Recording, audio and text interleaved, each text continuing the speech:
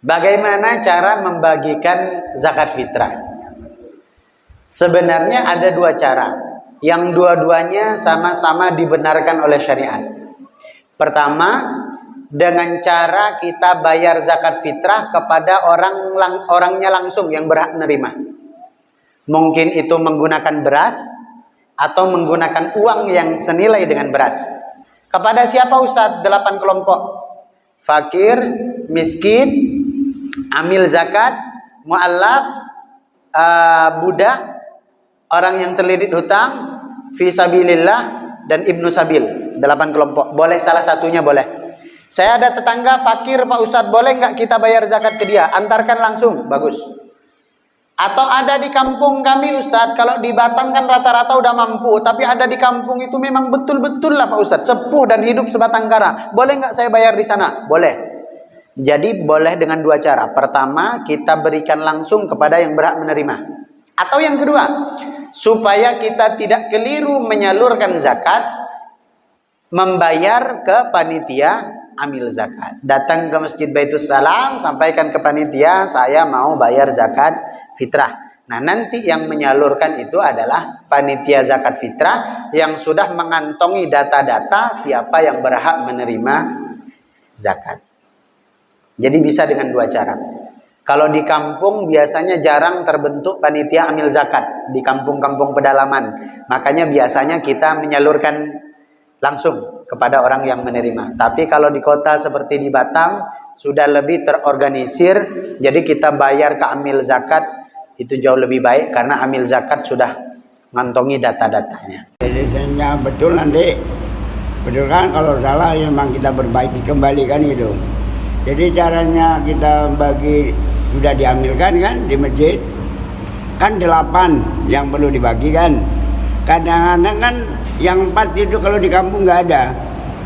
Jadi itu cara baginya apa? Umpamanya 1 juta kan, dibagi 8 dulu, baru kita bagi-bagian gitu. Kalau kita di sana gitu, apakah kira-kira betul enggak kan itu? Jadi kita 8 bagi dulu kan.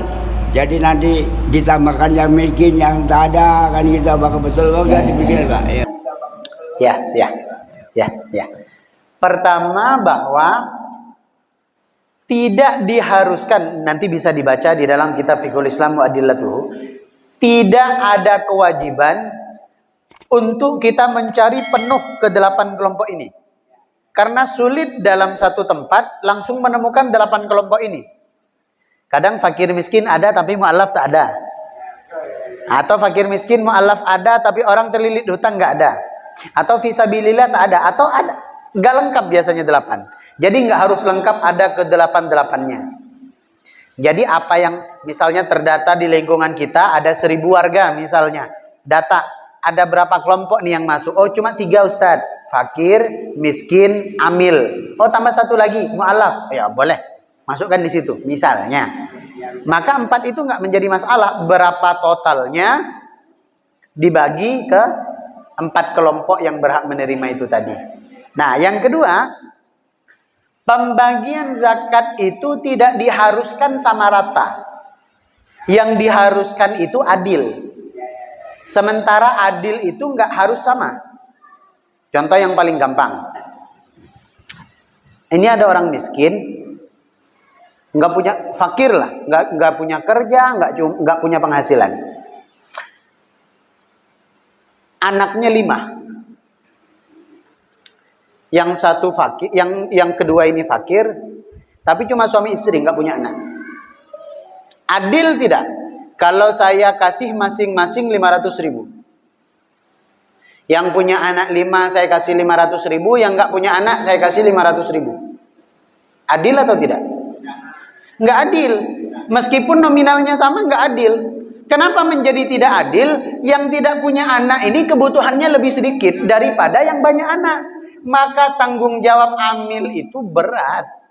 Bukan cuma duduk di masjid nyatat sambil makan gorengan, makan minum kue. Nggak cuma itu. Ini mohon maaf. Ini saya menyampaikan ini bukan karena benci, enggak, karena peduli. Karena ini tanggung jawab kita, bukan cuma di hadapan jamaah ketika hari raya kita umumkan pengumpulan zakat sebesar, bukan cuma itu. Yang paling berat di hadapan Allah.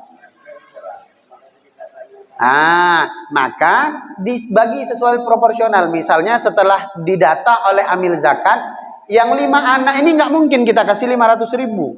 Karena kalau kita kasih 500.000 untuk beli baju raya aja nggak cukup. Maka kita kasih ini 1 juta, ini 500.000. Mudah-mudahan cukup. Itu gambaran kasar bahwa tidak harus sama nominalnya. Boleh disesuaikan dengan kebutuhan, keadaan dari orang yang berhak menerima itu.